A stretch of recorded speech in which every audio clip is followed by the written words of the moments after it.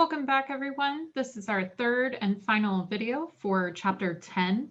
This video will talk primarily about some of the cultural and social issues within the publishing industry. Now, there are many issues to consider within publishing. The first is preservation.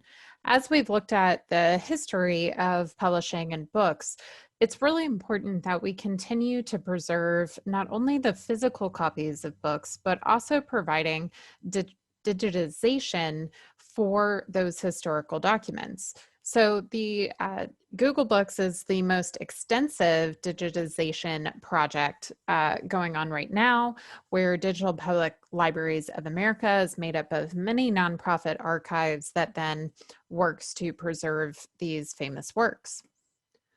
The second issue is censorship. Now, a book challenge is a formal complaint to have a book removed from a public or school library. Upon a challenge, a gatekeeper, such as the public school or a public library, will need to decide whether that book challenge is appropriate or not. The most censored book in United States history is Mark Twain's Adventures of Huckleberry Finn.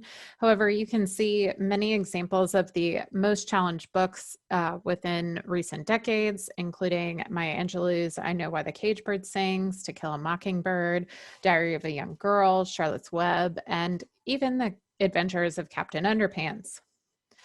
In looking at 2019's most challenged books, you can see that there are some similarities across the board for the reasons that they were challenged. In 2019, the primary reason for a challenge was LGBTQ plus content, or it being witchcraft and wizardry. Harry Potter still on the most challenged list in 2019. Now, in terms of the publishing industry, the organization and ownership of the industry is really important.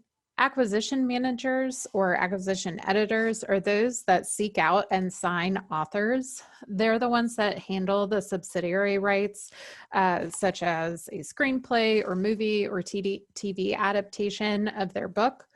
Advance money is an important concept within the industry as well. It's how most authors get paid. So it's an early payment that is subtracted from your royalties, where you are given advance money to write or publish the book. And then as you make money off the book, you are out that advance money. Typically, it's 5 to 15% of the expected revenue from that book. So you can see some of the highest revenues off of their books in recent years. Now, developmental and copy editors are important as well. They're the people that actually focus on the development of the book or novel. And then copy editors actually do line edits and ensuring kind of the quality of writing.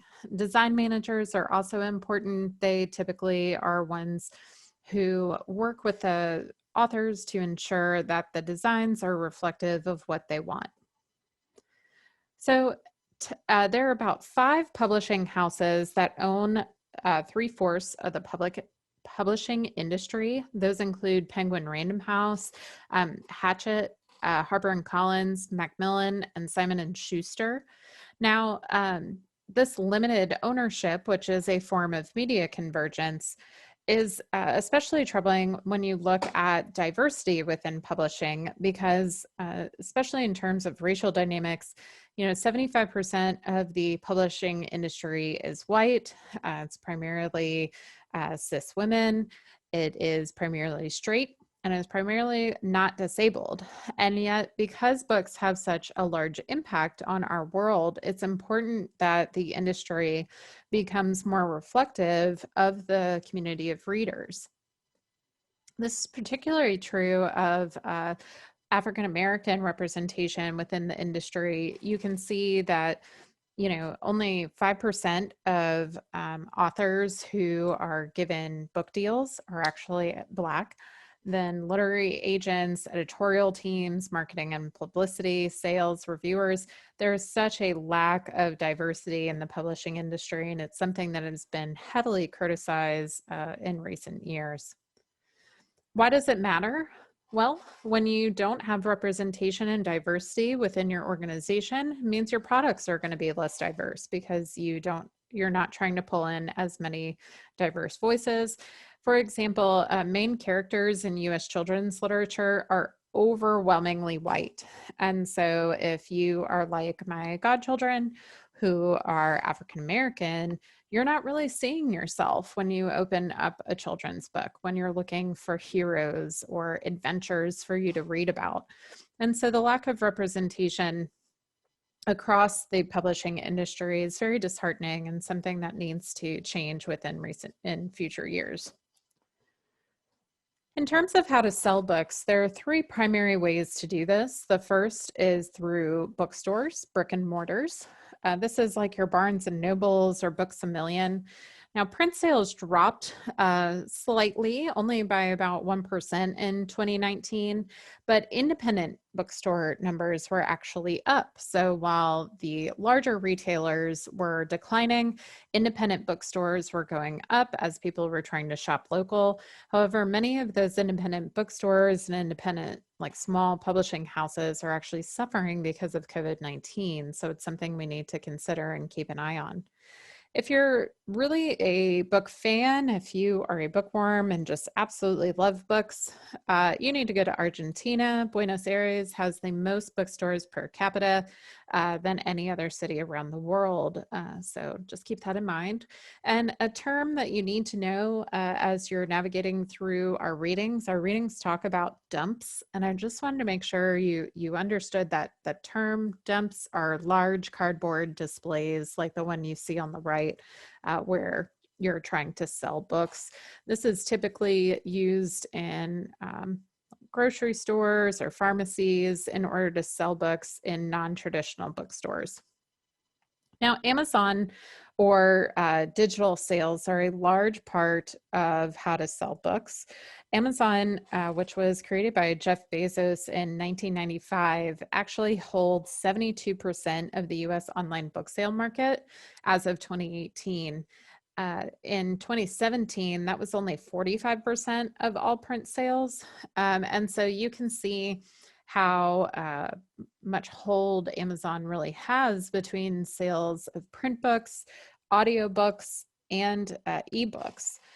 Now, 76% of authors actually use Amazon to sell their books. If you didn't know, the popular book 50 Shades of Grey by E.L. James was originally self-published on Amazon and then picked up by publishers when it became very successful. However, self-publishing is not very lucrative. Typically, it tends to be very few people who find success through self-publishing. Same thing for e-publishing. There are sites that allow authors to publish outside of Amazon as well, to self-publish their work. However, these are even less successful typically than Amazon.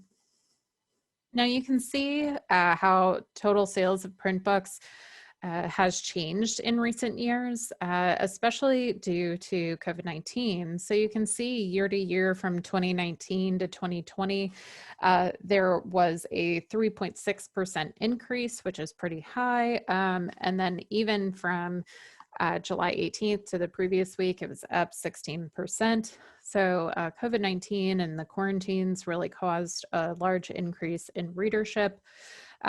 Primarily in nonfiction. There was a large jump in nonfiction in 2020.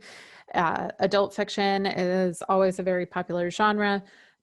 Juvenile nonfiction, juvenile fiction, as students were trying to e-learn, I imagine, and then young adult literature as well. Hardbacks still remain one of the fastest selling book format, but as always, trade paperback will typically outsell hardcovers and especially mass market paperbacks. Now, if you're trying to look for some good reads, got some suggestions for you based on bestsellers from 2019 and 2020. So in 2019, the ones on the left are the top 5 selling books for fiction. The ones on the right are the top selling nonfiction books. I have actually read all of those and they are all excellent. For Amazon, they always put out like a weekly chart. They're called Amazon charts of the top 20 most read and sold books. I just wanted to point out that among the most read and typically among the most sold, Harry Potter continues to remain on top. I don't say this because I'm a Harry Potter fan. I just want you to really understand the effect that Harry Potter has had long term on the publishing industry. Midnight Sun is actually a prequel to the Twilight series. I have not read it yet. I likely will. I know it's terrible, but probably still will read that one, but it has been very popular in its release. Something to note, though, as we talk about diversity and issues in publishing, I think it's really important to remember that while there are representation issues in the industry overall, books really do have the power to change people. In June 12th of this year, as a lot of the racial protests were going on, nonfiction books, particularly those discussing race, were among the national bestsellers. And so it really talks about, this speaks to the influence that movements can have on the publishing industry and how the publishing industry can really influence movements as well. I have read White Fragility, How to Be an Anti-Racist. So you want to talk about race and why are all the Black kids sitting together in the cafeteria? These are excellent books to help educate yourself on racial issues if you're hoping to do that.